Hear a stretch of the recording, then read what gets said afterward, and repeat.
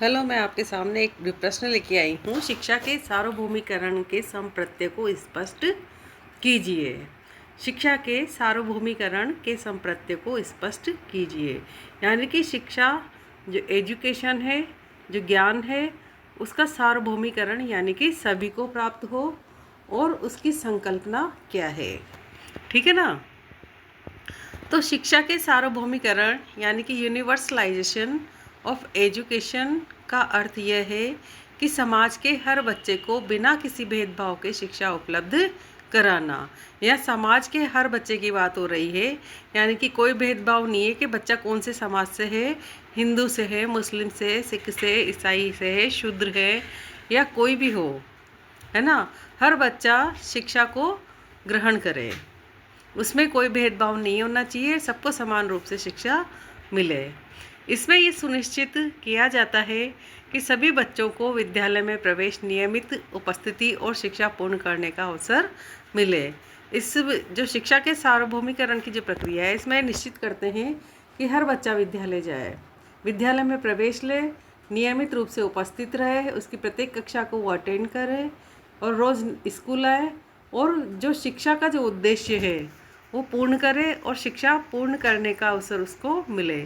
यानी कि उसके विद्यालय जहाँ तक है, जैसे 6 से 14 वर्ष तक के बच्चों की बात करते हैं, तो उसके विद्यालय में 8वीं तक, 10वीं तक, 12वीं तक जितनी तक की भी कक्षा है वो पूर्ण करे और आगे बढ़े, है ना। तो वो शिक्षा पूर्ण रूप से ग्रहण करे और उससे कुछ सीखे। तो ये सारी हर बच्चा सीखे, है ना। इसके लिए कोई जाति का बंधन नहीं है, न अमीर गरीब का बंधन है। तो सभी बच्चे शिक्षा को ग्रहण करें। पॉइंट नंबर 1, शिक्षा के सार्वभौमिकरण की परिभाषा। शिक्षा के सार्वभौमिकरण का तात्पर्य है कि निर्धारित आयु वर्ग के सभी बच्चों को निःशुल्क, अनिवार्य और गुणवत्तापूर्ण शिक्षा उपलब्ध कराई जाए। सार्वभौमिकरण से क्या तात्पर्य है कि निर्धारित आयु, निर्धारित क्या आयु निर्धारित है, 6 से 14 वर्ष तक के बच्चों की आयु निर्धारित है, उनको निःशुल्क। ये बहुत से बच्चे ऐसे होते हैं जो स्कूल की फीस दे नहीं पाते हैं, मजदूरों के बच्चे होते हैं, कई और छोटे मोटे काम कर रहे थे, है ना, किसान के बच्चे होते हैं। तो कुछ ऐसे इतने गरीब स्थिति में होते हैं कि विद्यालय का शुल्क भी वो नहीं दे सकते, तो उनको निःशुल्क शिक्षा उपलब्ध करवाई जाए। अनिवार्य और गुणवत्तापूर्ण, है ना।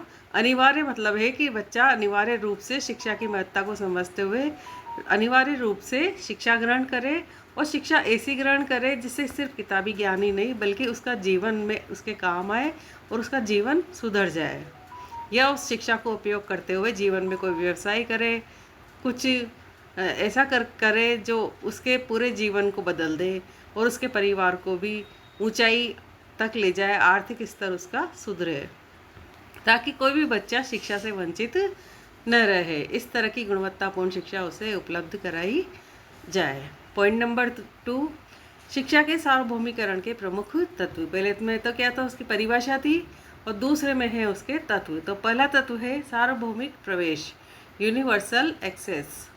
हर बच्चे के लिए विद्यालय तक पहुंच सुनिश्चित करना। हर बच्चा यानी कि गांव का हर बच्चा, है ना, जो भी 6 से 14 वर्ष तक की उम्र रखता है वो विद्यालय तक पहुँचे और शिक्षा ग्रहण करे। गांव-गांव में विद्यालय खोलना। कितने ही गांव ऐसे हैं जहाँ पर आज भी विद्यालय नहीं है, तो बच्चे दूसरे गांव में विद्यालय में जाना पड़ेगा ये सोचकर ही शिक्षा ग्रहण नहीं करते हैं। इसलिए हर गांव में विद्यालय होना आवश्यक है। दूसरा तत्व है सार्वभौमिक नामांकन, यूनिवर्सल इनरोलमेंट। सभी बच्चों का विद्यालय में नामांकन कराना, यानी कि सभी बच्चे, इससे मतलब है जो भी 6 से 14 आयु वर्ग के बच्चे हैं वो विद्यालय में अपना नामांकन यानी कि अपना एडमिशन कराएं और शिक्षा को ग्रहण करें।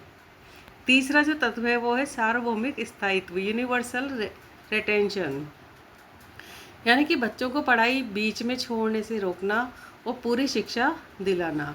बच्चे जो है पढ़ाई पहली दूसरी पढ़ लेते हैं कितनी बार, फिर उसके बाद वो अपने पेरेंट्स के जो काम होते हैं, पत्थर तोड़ने के, निराई गुड़ाई करने के, मजदूरी करने के, उनमें लग जाते हैं, घर में आर्थिक रूप से सहयोग देने लग जाते हैं और पढ़ाई को छोड़ देते हैं। तो बच्चे बीच में पढ़ाई ना छोड़े, इस तरह की व्यवस्था हो, और जितनी कक्षाएं हैं कम से कम उन कक्षाओं को तो वो पूरा करें। तो शिक्षा पूरी दिलाए उनको, और बीच में क्लास नहीं छोड़े कि 1-2 साल पढ़ के फिर पढ़ाई छोड़ दियो, इस तरह से नहीं होना चाहिए, बल्कि पूरी शिक्षा वो ग्रहण करे।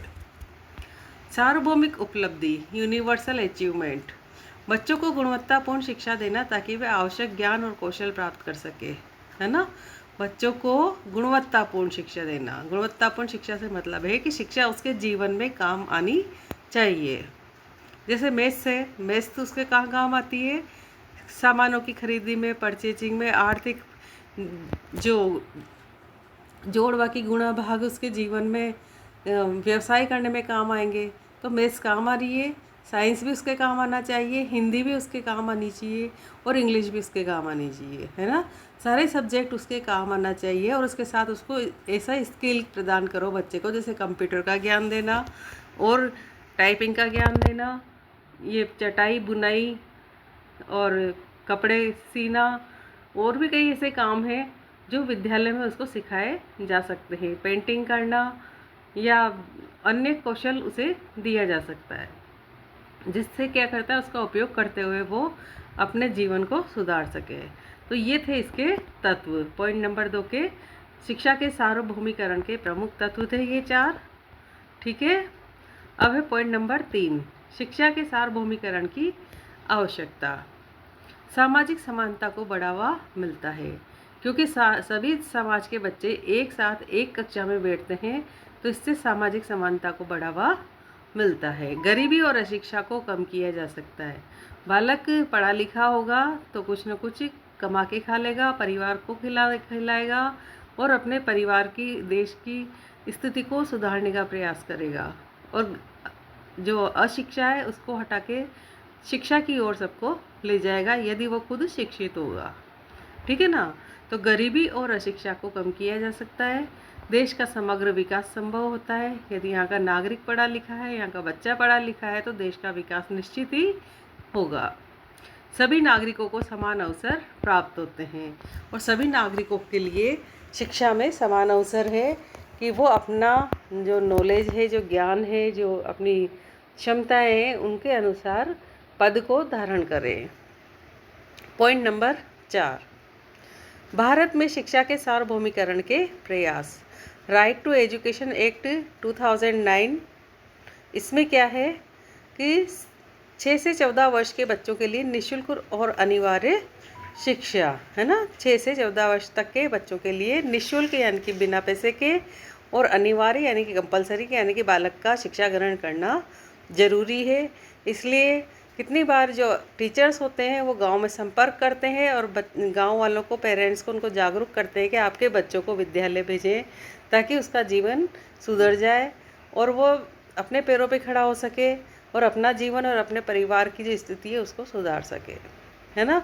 इसलिए सरकार ने तय किया है कि निःशुल्क और अनिवार्य शिक्षा का प्रावधान रखा है। अगली बात है इसमें सर्व शिक्षा अभियान, प्राथमिक शिक्षा को सब तक पहुंचाने की योजना। ये क्या है, बहुत से बच्चे नामांकन तो ले लेते हैं, उसके बाद विद्यालय नियमित रूप से नहीं आ पाते हैं। तो सर्व शिक्षा अभियान क्या करता है, उनके पास जाता है, उन बच्चों के पास जाता है, और उनको वहीं पर ही चौपाल लगाकर या मीटिंग करके उनके घरों के आसपास ही गली मोहल्ले के बच्चों को इकट्ठा करके उनको पढ़ाने का प्रयास करता है। मिड डे मील स्कीम, बच्चों की उपस्थिति बढ़ाने और पोषण सुधारने के लिए। बहुत से बच्चे ऐसे हैं जो ठीक से प्रोटीन, विटामिन, कार्बोहाइड्रेट भी उनको सुबह शाम ठीक से खाना नहीं मिल पाता है। तो इसके लिए क्या है कि उनका, यदि उनको खाना अच्छा मिलेगा तो उनका दिमाग तेज चलेगा। तो सरकार ने ऐसी योजना चलाई है मिड डे मील की, कि बालक वहीं पर ही पौष्टिक भोजन ग्रहण करे और वहीं पर ही पढ़ाई करे, दोनों काम वह विद्यालय में कर सकता है। तो मुझे उम्मीद है आपको ये बहुत अच्छा लगा होगा, और अन्य क्वेश्चन लेके आपके सामने फिर आएंगे। तब तक के लिए हमारे चैनल को लाइक, शेयर, सब्सक्राइब करें। जय हिंद, जय भारत।